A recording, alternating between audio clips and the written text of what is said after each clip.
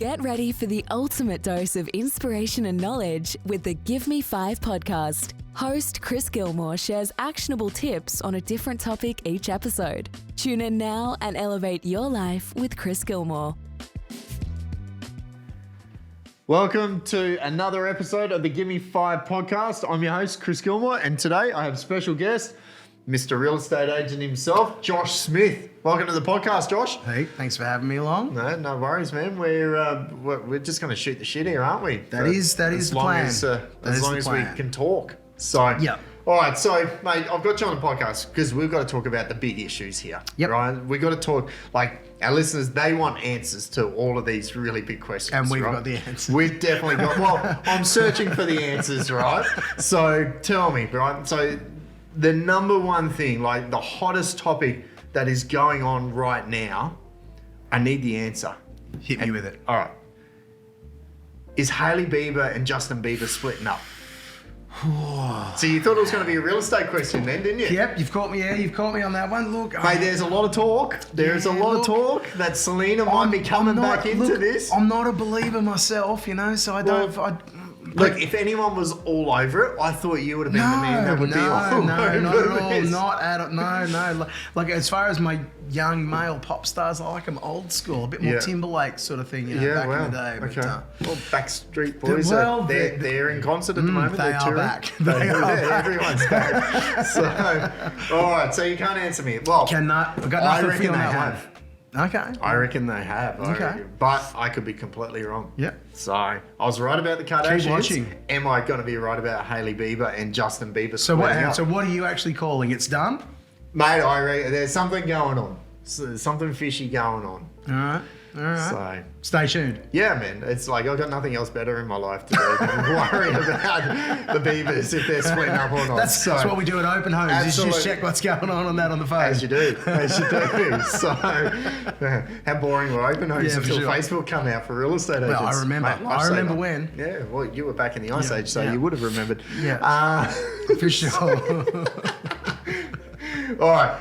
Anyway, let's talk, before we get into the big questions, let's talk about Fernando Alonso, Formula One season. It is back on. We're both motor racers.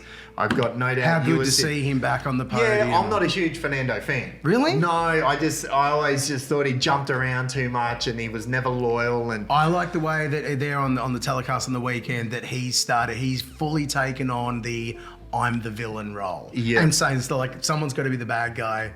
It's me. Yeah. He's grown into that. So. Yeah, so look, it's but for the sport, I think it was fantastic. I think it was really good to see Fernando. I watched the replay last night. I didn't stay up until 1 o'clock. I watched qualifying, everything like that.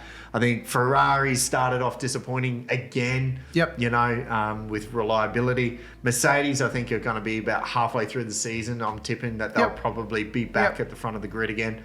Red Bulls are looking strong, but whatever Red Bull and Aston Martin have done a deal together, those Astons are just it's absolutely more than fast. anything. It's good to see that, like with Aston, that this is the cost cap now coming into play. Yep. All of a sudden, it's not about money anymore. They've all got the same amount of money to spend. I'm pretty sure Lance Stroll, old man Stroll's got he's just more building money. a factory and stuff instead. I can't spend it on the racing. I'm just going to build this ridiculous factory instead. It's a billionaire that owns Aston Martin race teams. As you would. Look, I'm super stoked. Basketball season's finished. Formula One season has started. So I think every episode of this, we've just got to talk Formula One. Formula One first. update. And then we'll get into some real estate. Yep. What do you Sounds reckon? good to me. Sounds good to me. All right, so let's put it on the record at the start of the season. Who is going to win the World Championship this year? I think Verstappen will make it a 3. Max. I think he will, for sure. I think it's just they've got too much momentum. I reckon that's the way it ends up. And you reckon Checo's just going to play second fiddle? I think they'll find a reason to sack him later on this year. My Mexican. You know, so I have a little bit of history. You've got a relationship with Sergio. A bit of history for sure. Absolutely, you do. But I reckon... I've got my little Sergio Formula One signed car in there from Perez, so I don't have any Max stuff. I think they get rid of him and Denny walks in. All right, so let's talk about Danny Ricciardo because he copped a lot of flack. You know, it's come out in season 5, Drive to Survive, when Gunther was trying to get him back in Haas or whatever, and he's like, you know, fuck this. It was 5. He wants $10 million or whatever he was saying, right? So obviously he was chasing around $10 million for the season to drive. Didn't get that. Didn't get picked up. Washed up. Finished. Done. Gets paid out of McLaren's contract also got paid out with Renault's. But that's the thing. Surely the McLaren deal would have been, we're going to give you this money, but if you then go and get a full-time drive, a seat, it's going to be that money minus what you get from someone else. Yeah. So is Dan just going, well, I'll go take a reserve role for this year. Absolutely. I'll get the full amount of money. Takes his 18 million. For not actually racing. Yeah. It's good. Absolutely. I'll slide my way back in with Red Bull and wait for them to go third year round, Checo, we need more, Dan, and it's done. And here he is watching the race, and Oscar's back in the pits. And I think McLaren are going to be probably bottom 2 cars out of this year. So I think he's completely dodged a bullet there. So anyway, that's enough Formula 1 talk. Absolutely. Let's talk real estate. Let's talk real estate. Real estate. All right, so we've had our big meeting this morning. So that's sort of going to be the topic around today. But yes, Bieber is hot at the moment, on the lips of everyone. But I think in real estate terms, let's talk real estate. What do you reckon is the number one topic everyone is talking about right now in real estate? It's all about interest rates. All about interest rates and what's going to happen and how much effect it's having. And so what's your take? Where do you see rates going? You've been in this game long enough. Where do you see it? It certainly looks at this stage like we're going to get, and all the predictions are another couple of increases, and then it's going to potentially have the impact that they're looking for, where it slows inflation down enough, and then isn't it today? Don't they? This afternoon. Can we get that actually hooked up? I was looking online there before, and there was someone is calling for the powers to be to say, like, come on guys, this is I've been enough. Following Mark Bouris, so Yellow Brick Road, everyone would know probably Mark Bouris. Very clever man in the finance game as well too, with loans and stuff, and he's begging them. He's begging, like, there's enough herd out there now. We're just not seeing that flow on. And, we'll talk about that because that's a lot of questions I'm getting from a lot of our sellers, buyers, and just general public asking, where do you see rates?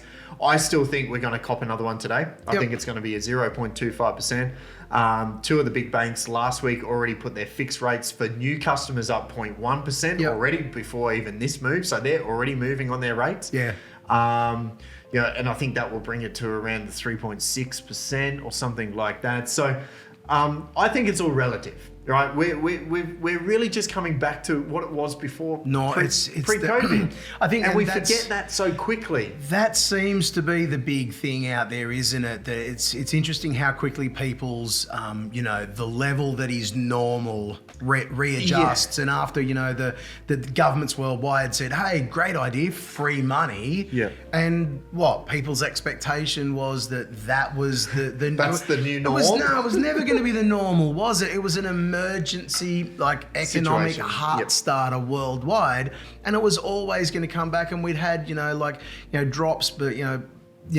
well before that anyway. So realistically, it's only just coming back to normal rates. I mean, still in the big scheme of things. I remember when when my first mortgage, I think, was in the 8.5, 9 sort of range, and that was normal. No, it wasn't the 17s and 18s and 19s that our parents talk about, but 8 to 9 was normal. I get that too, and a lot of people go, back in my day, and I'm like, but you were earning $80 a week too. And it cost when I was my first job in a service station, we were selling fuel at 24 cents a litre. You know what I mean? So I think it is all relative, but we spoke about that this morning in our team meeting. And it was actually a bit of a light bulb moment, and hence why our topic is today around interest rates. And we'll talk about the one fundamental, like, half of our group didn't even know what a mortgage stood for.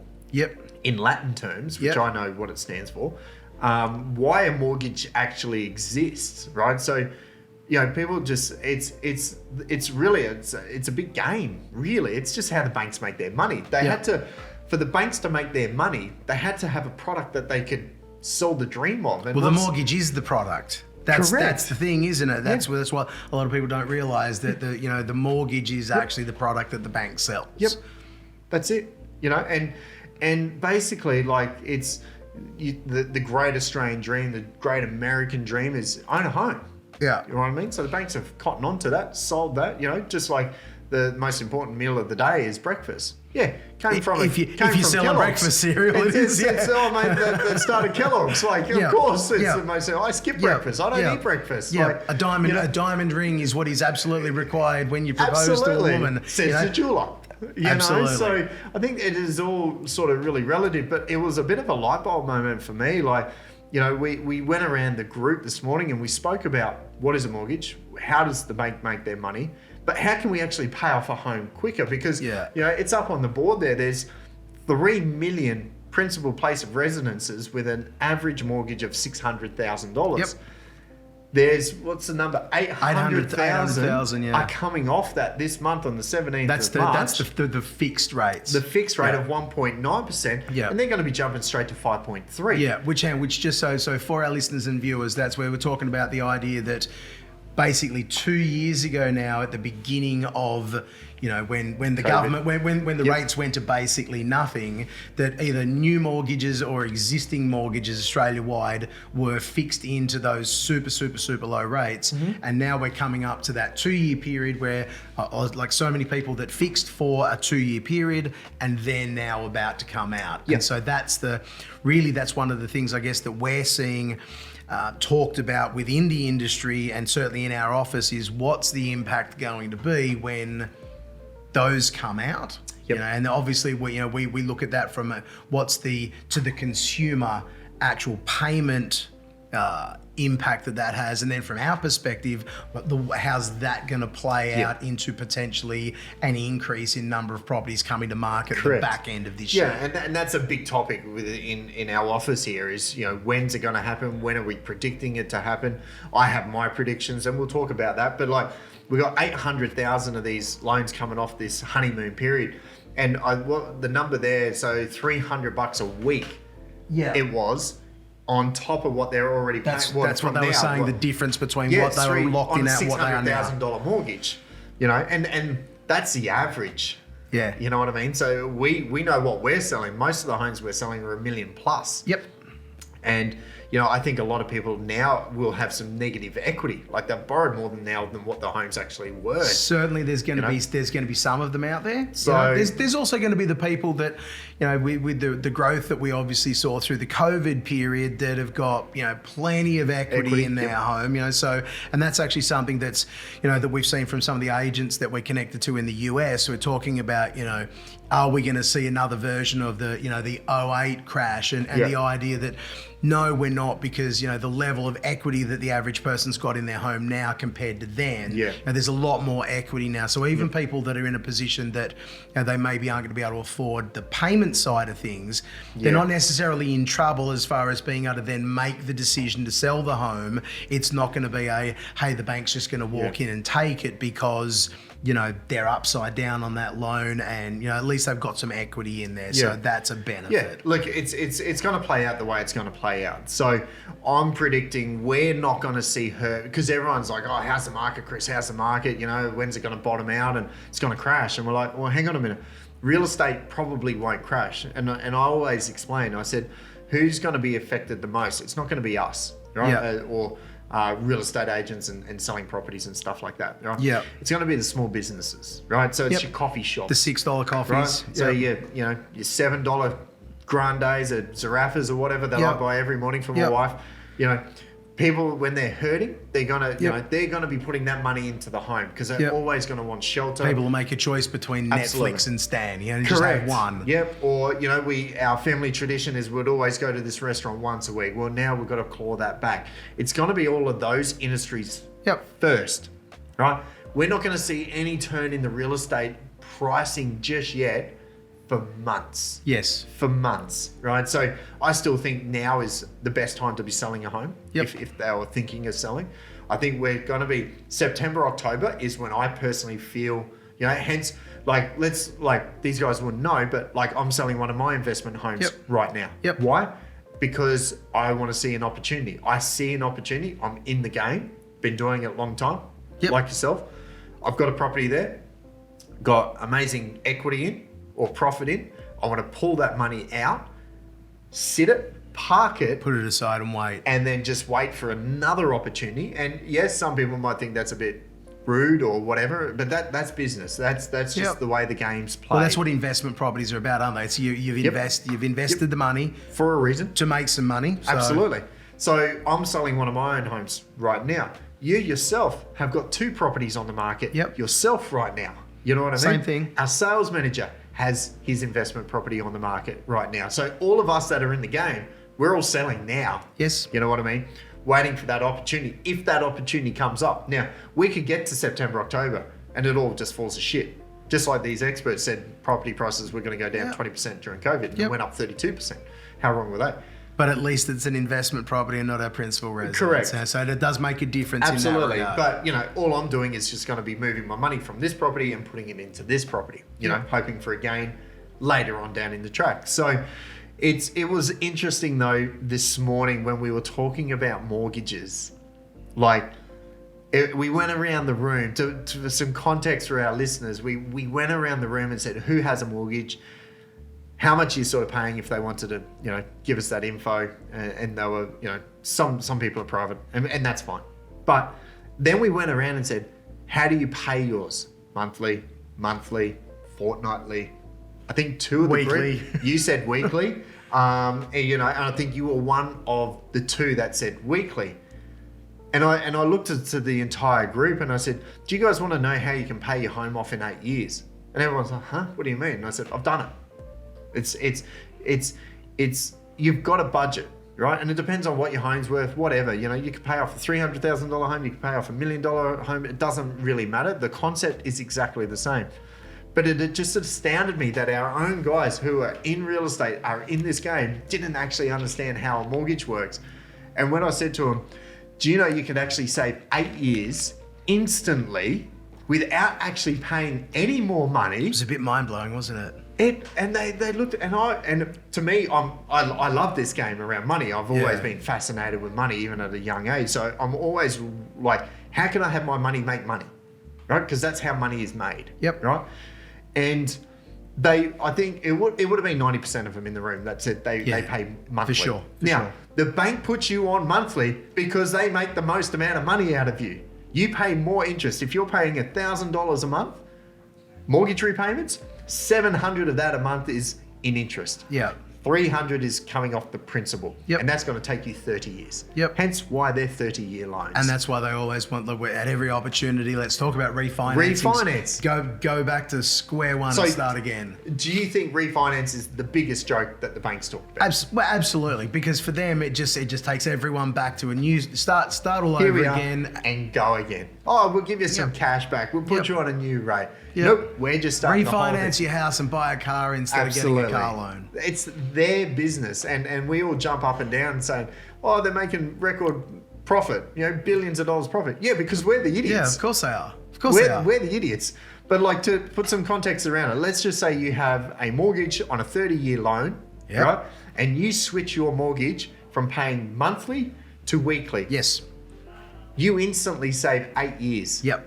Instantly. That's what all the models say. If you just take the monthly amount and divide it by 4.3. Yep. No, if you divide it by 4 and pay that amount per week, because you pick up the extra 0.3. Yeah. Right, that's right. And by the end of the year, you've paid like a whole month more than what you would have. Plus, you've paid the principal down faster on each incremental thing. So the daily interest is calculated on a lower amount.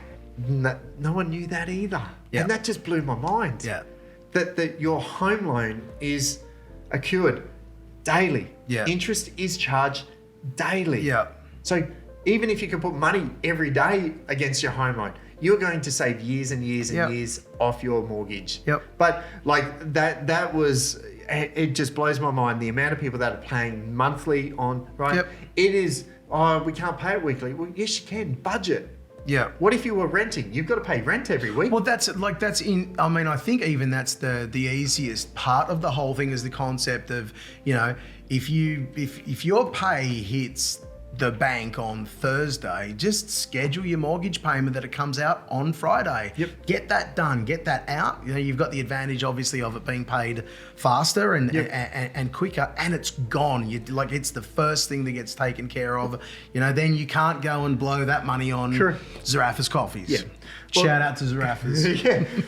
Sponsor the program. It's good coffee. We're like their number 2 customer in Cornubia, trust me. So we got a little star next to our name because we spend $24 a day there. Yeah. But like, I'll talk personally from experience how we did it. Yep. Right? So how we set our budget up, and my wife's really good at budgeting, right? I would have been one of these dudes at 23 and driving a Ferrari and had nothing else against me, my name, right? So she was always the budgeter. Saved you from yourself. Absolutely. I buy nice cars now. It's okay. But we had a goal. We know what we wanted to do. And we set ours up really simple. And I don't talk about it because I'm like, this is so simple. Everyone should be doing this. And I just thought everyone would do this. But we had an offset account. Okay, so let's just say, hypothetical, $500,000 mortgage. You have a redraw facility. So every single cent that we made would go in against the loan, right? So you're paying your loan down quicker. You're paying less interest. But if an emergency came up, or you wanted to splurge and you wanted that holiday or whatever, you know, something came up and you needed money, you've got money in there that you can pull back out. Right, and it doesn't really change too much, but and you've got the same benefit of as if you'd paid that off the mortgage anyway. That's right, because it reduces the effective principal. You know, the interest is calculated. And what we did is we just got a credit card. So we got a $20,000 credit card limit, right? So we knew how much we could spend a month or whatever it was, whatever our expenses were. Everything gets put on the credit card. 2 reasons. 1, it's quick, it's easy, it's not cash. I collect points, so we can go to Fiji every 2 years with everything that we use on our credit card for free, right? So we use that, but we also know, and it's all in one statement. But all of our pay, all of our money and our earnings were always offsetted against the mortgage. We paid our mortgage off in 8 years. Done. We've basically done the same thing. Other than, look, I must admit, I don't use the credit card. Like when I was younger, I went down that rabbit hole. It would probably be dangerous, having a credit card. But I went down that rabbit hole and got myself into some trouble and just spent, a bunch of time having to just pay endless interest and stuff. The interest rate's what? So 24.8 or something like that. It's like crazy high. So once I got rid of that, I did away with it, and so I just never went back to it. These days, certainly, with some much better habits and whatnot, I could go back to it easy, but I guess, just sort of in the rhythm of the way that I do things. But yeah, look, absolutely. I mean, there's a lot of different things that I guess that people We should say, though, disclaimer, this is not financial advice. Yes, not financial advice. Neither of us are financial advisors. This is just personal experience, just chatting. You look into your own loan and your own, obviously, your own circumstances, of course. But that's how we And did we it. always recommend, if you get advice from someone like ourselves, great, take it on board, but go and speak to a professional, speak to a financial advisor, and get the right advice for your circumstances. Big disclaimer. We'll put that on the screen somewhere too. Disclaimer. We're real estate agents. We don't know what we're talking about with finance. But it was, we know more than probably the average person. You know what I mean? And that's what we I ascertained this morning, that like these guys have all got mortgages. Like we literally just saved 8 years off everyone in that room this morning, instantly, like that. I mean, a lot of people just don't have any idea of what's possible. I mean, when I bought our current home, so when I bought that, we'd actually had the mortgage on our previous home, but at the point from where we'd bought it, rates had gone down, and I'd actually be... I'm just trying to remember which way around it was, but I'd fixed for 5 years at that stage. But then we decided to upgrade the house and went and did that. And it was going to cost me a chunk of money to break that mortgage. So all that I ended up doing at that stage is work that we found the home that we bought and did the contract on that, and then I went and sold. That's when I was at one of the other brands. Went and sold the existing property that we had, but just then went in and actually went and sat with my bank manager at the time and said, "Here's what I want to do." And we did like the simultaneous settlement and did exchange of securities, where they went, "We'll take that house away from that mortgage and put the new one against it," and then just got a second mortgage for the difference in value between the two houses. And even at that, so like it was quite funny. The bank manager looked at me and went, "You want to do what?" And he didn't even he'd never even heard of that. And I went, "I want to do this, this, and this." And that's the bank manager. Yeah. Yeah, it's crazy. Like, I mean, there's lots of things that you can do, but I guess you've got to know about it. Yeah, well, it's just research, and then it's just, educating yourself. You know, I've always tried to educate myself as much as, like, how can I get in front really quickly? You know, like, we're selling homes of 60, 70-year-olds that still have mortgages. You know what I mean? I can literally say, like, before I was 40, I didn't have a mortgage. Like, and that just sets up, your entire life. But it was a lot of sacrifices too. Like, we were working 7 days a week, 18 hours a day. Like, you know, there's a whole other stuff in the background. But we were never partying. We were never buying expensive stuff. We had cheap furniture. Like, we were never living this extravagant lifestyle. It was just put it against the home, and But that's why you're at the point where you can do that stuff now, because you got to sacrifice something. You know what I mean? It's like anything in sport, business, health, whatever it is. But like, let's talk about like another topic that I hate personally is real estate's just too expensive. It's too hard to buy a home. It's just it's unaffordable. Yeah, but what are you trying to buy? That's my question. I mean, that's like, one of the properties that I'm selling right now, as you know, is one of my townhouses that we bought 20 years ago this year. 20 years ago this year. 20 years ago, wow. And, because... So it's gone up a little bit in value. Yeah, it has. Well, I bought it like right as it was right on that 2003, where it was going crazy anyway. But we bought that because it was affordable. And, so, 2 years later, we were able to buy a second home and keep it because we didn't walk in going... I need a brand new big and I don't know, sometimes certainly with some of the Instagram doesn't help. No, it doesn't. No, it doesn't. The whole thing of, like that you're meant to have this bling lifestyle and all the rest of it. But I'll tell you what, along the way, even through COVID, like when, there was uncertainty and all the rest of it, to not be on that knife's edge of, like, the pressure that so many people must have been under when people started losing jobs and all of that, and you'd like to think that one of the things that would have come out of COVID is people maybe having a bit of a reassessment of, hey, do I need that bigger house? Do I need to be that fancy, or, get back to being a bit more within our means? What would you just say to someone that said real estate's too expensive? I can't buy into the market. Well, there's probably depends on where they're at in life. I mean, a normal first home buyer. First home buyer, right? Because all the what do you call them? What generation are they? Not Gen X. The millennials. Baby boomers. Yeah, Gen X's or the older people. The old ones. Yeah, the boomers. What do we call them? The boomers. the boomers. I don't want to offend anyone. Right? I'm a Gen X. Yep. Right? That's all I know. Yep. And there's Gen Y. Yep. Isn't there? I think I'm Gen X as well, technically. No, you can't. You're not born in 80. No, well, that's you're much older than me. No, I got more grey hair, but I know you're older than me because when I was 10, you were, I don't know, you were looking after me when I was 10. Yep, and you were older than you were younger than looking after an older kid. So that's another story for another day. We'll talk about that one. But I hate it when I hear all the time, it's just unaffordable, especially from the parents. It's too hard for the kids nowadays. And I'm like, well, hang on a minute. What are they trying to buy? And where are they trying to buy? Like, like your turn. I don't even know what what are we selling the townhouse for? Is it in the 3s? Yeah. Yeah. Right? Well, that's where it'll probably end up. Yeah. Okay. So, like that's now that's affordable. Yeah. 3 years ago everything was in the 3s, 4s. Yep. Especially around Logan here. Yep. Right. Now it's like minimum 6. Yep. You want something really nice? It's 9 million now. Like we just had that really big catch up that we needed to have. Yep. And unfortunately, that's just the way it is. Yep. But these people that keep coming and saying, it's just too expensive, they're never going to buy a home. Well, hang on a minute. Yeah. Do you know there actually are other ways? Yeah. Keep renting where you are. You want to live in Paddington, New Farm. You want to live close to the river and the city and have that lifestyle. Yeah. There's nothing stopping you buying an investment property Absolutely. for $400,000 in Bow Desert. And you don't have to live in it. Yep.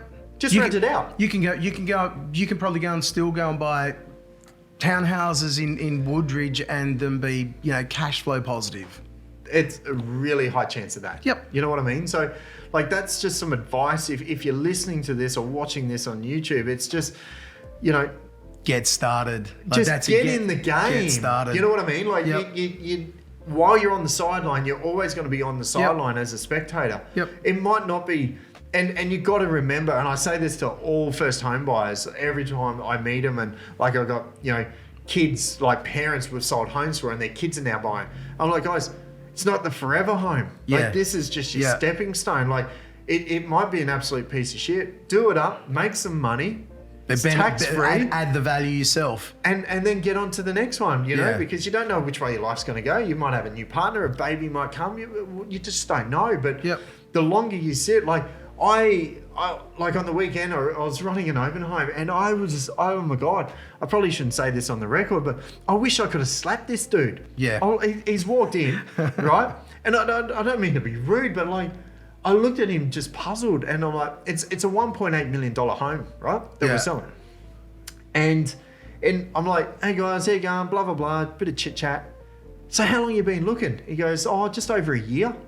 And I'm like, what are you looking for? How can you have not found something suitable? What are you specifically looking for? You've been putting up for this for a year? Yeah. Like, man, I'd be stir crazy, man, if I'd been like, okay, the average buyer looks at 14, 18 homes, maybe over a 2-month period, 3-month maximum. The dude is still looking after a year. And I said, do you know prices have gone up in the last year? Like, considerably? Yeah. Like, if you'd have just bought something. If you just got into the market. Yeah. Oh, no, we're looking for the perfect home. I'm like, perfect home doesn't exist. Yeah. It doesn't exist because there's going to be faults. There's going to be a shit neighbour or someone behind, or the retaining wall needs, like, just get in the game. And I said, also too, like, your repayments are a lot more. Like, oh my God. And I honestly just think he was doing it for a sport. Well, that one townhouse, the one that we lived in ourselves, I literally bought that out of like the window of a real estate office. Like literally, like walked past and went. We don't even have windows. No, that's it. That was back in the old days. We got bars. Once upon a time, kids, they used to put photos of homes in windows of real estate offices. We used to jump in the backseat of the BMW and get driven around like a chauffeur. That's another story. You know? But that's walked past, looked at that, and went, that'll do. That'll work for where we're at. Bought it. We lived in it for 2 years. Moved on to the next one, which was one that we just happened to drive past and saw the sign out the front of the property and went, that'll do as the next move. How's the one of mine we're selling? You know the story. Yep. What did I pay for it? I don't remember. $360. Yep. How long ago? 6 months. 6 months ago. 6 months ago. Yep. You're telling me you found a property in Logan. Yep. That was still standing. Yes. Yeah. You know, on a, what is it, 620, 680 square metre block. Yep. Like 3 doors away from a school, bus, service station and shops. Yep. Right? Okay, circumstance was different. Yeah, it right? needed some work. It needed work. Yep. Right? It was full of termites. Yep. Okay. But I saw value. Yep. Right? I just had to add that value. We've now got 2 offers on the table at $610,000 and $620,000. You're telling me you can't take your profit and move on. Absolutely. Hence why I'm selling it now. And if people were to do that with their owner-occupier home, 100% tax-free, they get to walk away. Absolutely. I mean, look, in retrospect, going back and looking at those, we've been in our place 15 years. Yep. Your current one? In our current place, we've been in that 15 years. Yep.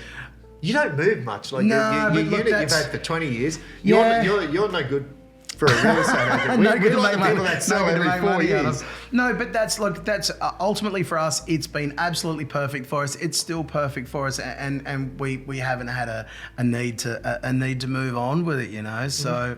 I understand. But if we hadn't have, and it's probably a case of emotional attachment, realistically for us, we love our home. It's a great street, great neighbours, all of that stuff. You're taking me out unless I'm in a pine box. I don't know about that.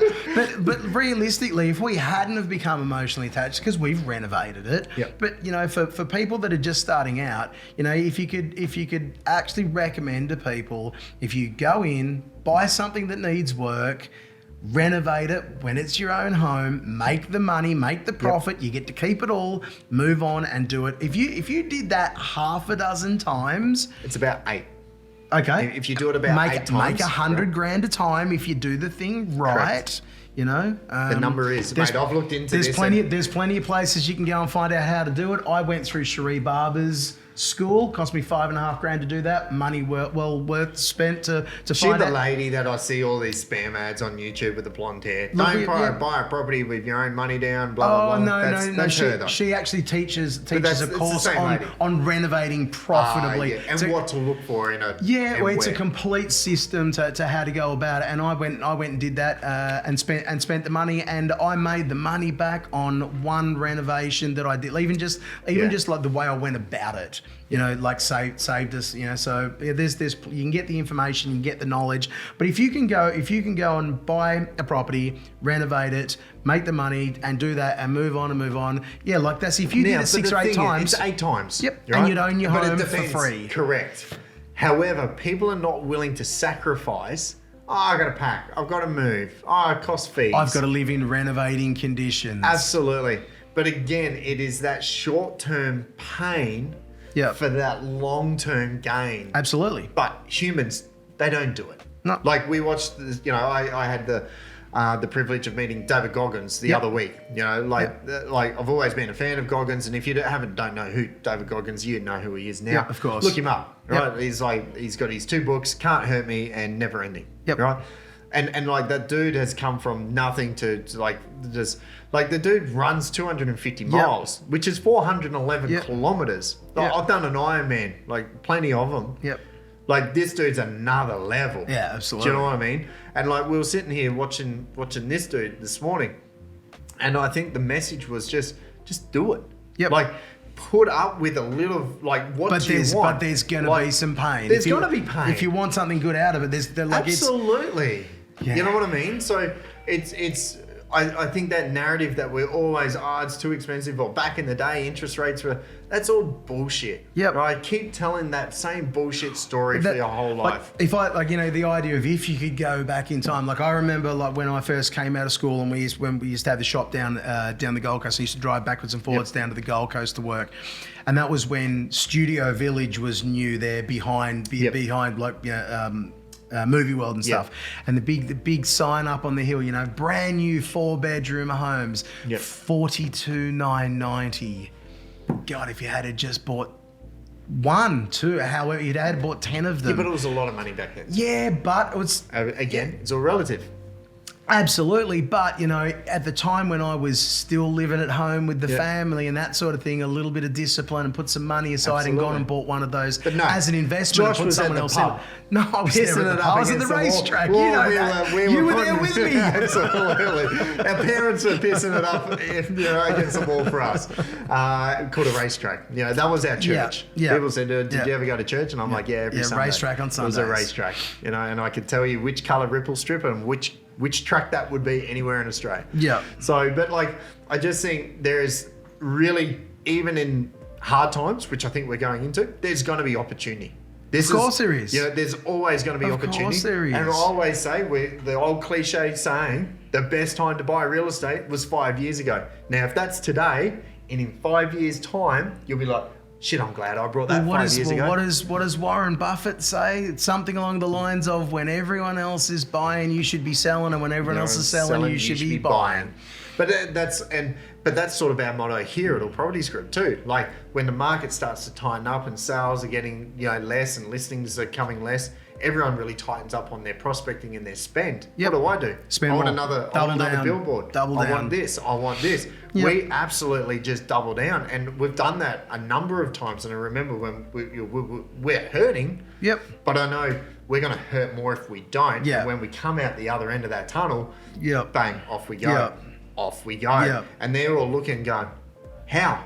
Yeah. Well, we just doubled down. You know what I mean? We cut off some fat here, put it invested over here. Yep. It's just no different. Yep. It really is no different. Absolutely. It's an investment at the end of the day, isn't it? So I love talking about this stuff. For me, this is my passion. I love how how can you have money make money? Because money makes money. And it's just being smart with your money. Yep. And that one little concept. pay weekly off your mortgage, you saved 8 years. Yep. 8 years. What's that old thing of it's not how much money you make, it's how much you keep at the end of the day that makes the difference. Yep. You know what I mean? And sometimes, you know, like here, most of our workers, they order Uber Eats every day, or they go, like, I used to take a packed lunch. Yep. Yeah, you know? with your little delicious treats and lollies. Absolutely, I do. You know, I'm still a school kid, mate. You know, my wife makes them for the kids. It's just, can you make one extra? Shout out to Mrs. Gilmour. Yeah, love you. She's amazing. But you know what I mean? Like, we're still in that same mentality. Like, because we haven't finished what personal goals. You know, you know, we're wanting to buy another 3 properties this year. Yep. You know, and I think we'll talk about that on our next podcast. Yep. I want to talk about like what I'm looking for, because a lot of people go, where should I invest? Right? It is. I think that's going to be a whole podcast in itself. We could do a whole nother one. Absolutely, just on because like constantly always just, Chris, got some money, looking at investing, because you know there's more people buying in because of COVID. Yep. Equity went up. People, the smart ones, are pulling that equity and buying another property. Yep. You know what I mean? So I'm more than willing to help those people, but probably getting your take, my take on where to buy an investment, what to look for an investment, when to buy an investment, you know, and what type of investment, because there's good investments and there's bad investments in property. It depends on what you're trying to achieve, isn't it? I mean, I had an interesting conversation with a lady that I went in an appraisal with yesterday that I touched on with you briefly, and the idea of, you know, she was thinking that she'd have to sell her current home to get the money to then take that and actually split the money and go with two deposits to go and actually do that. And I said, hang on, let's have a conversation around that, because you don't need to sell it. You know, so again, not financial advice. No. So, we're all experts. Yeah. So I think we wrap it up there. That'll probably do it for today, I think. Well, there you go. Well, there's another episode of the Give Me 5 podcast. I'm your host, Chris Gilmour, and special mention and thanks to Josh for joining us on this podcast. Thanks for listening. Thanks, guys. Bye.